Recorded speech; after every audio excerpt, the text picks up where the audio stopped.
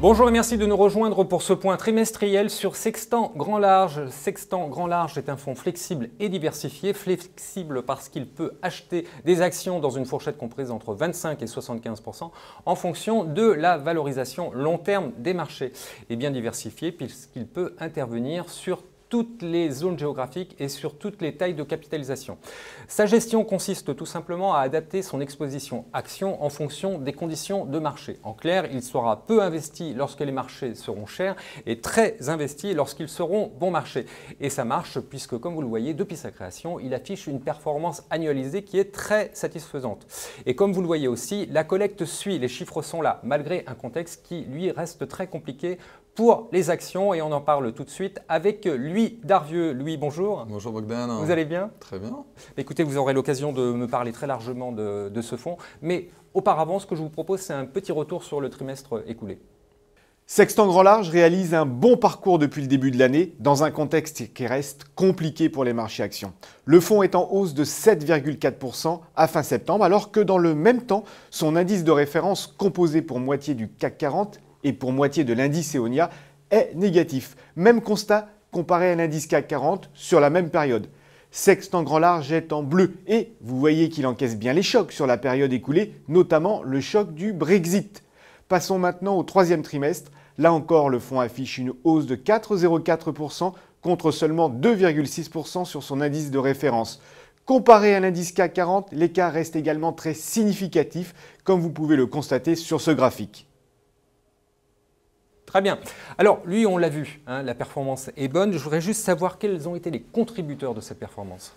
Alors, côté action, une hausse assez généralisée et surtout pas de baisse significative. Ça correspond bien à notre processus de sélection des actions dans Grand Large, où on cherche les actions les plus défensives de notre stock picking. Côté obligations, à l'inverse, une hausse très concentrée sur deux titres qui ont fait l'objet d'offres de rachat, Assystem et Morel et Prom. Et la vol, elle est très basse, comment vous l'expliquez ? Alors, le principal facteur, c'est notre prudence par rapport au marché action. On est exposé simplement à moins de 40%, à 37% aujourd'hui. Et ça s'explique par le fait notamment que les marchés américains sont spécialement chers. Or, c'est les marchés les plus importants pour la bourse mondiale. Et aujourd'hui, on est à des niveaux médians de valorisation aux États-Unis qui ont dépassé la bulle de 2000 ou 2007. Alors, vous dites que les marchés sont chers. Comment vous trouvez des idées d'achat dans ces cas-là? Alors aujourd'hui, c'est un tiers France, un tiers Europe, un tiers reste du monde. Et dans le reste du monde, aujourd'hui, on augmente nos pondérations au Japon. Le Japon, c'est la situation inverse de celle des États-Unis. Les entreprises se désendettent, les marges augmentent, le retour aux actionnaires augmente et les valorisations sont très raisonnables.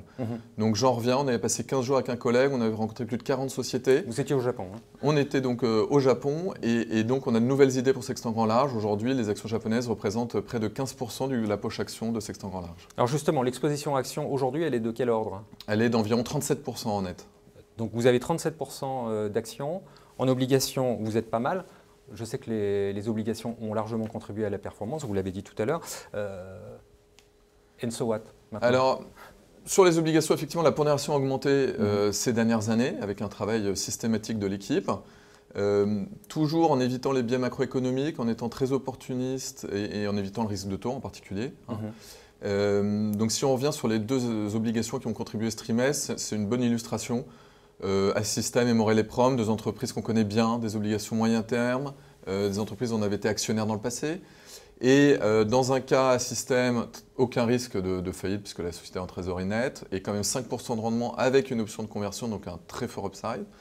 Et dans le cas de Morel et Prom, plus de 20% de rendement qui, à notre sens, pressait largement le fait qu'il y avait éventuellement un risque de faillite, mais compte tenu des actifs de la société, on aurait pu récupérer largement de quoi tout de même faire de la performance. Très bien, la prochaine actu chez vous, c'est quoi?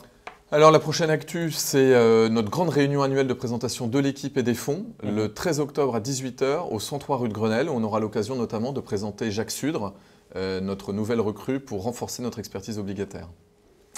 Lui, merci beaucoup. Merci Bogdan.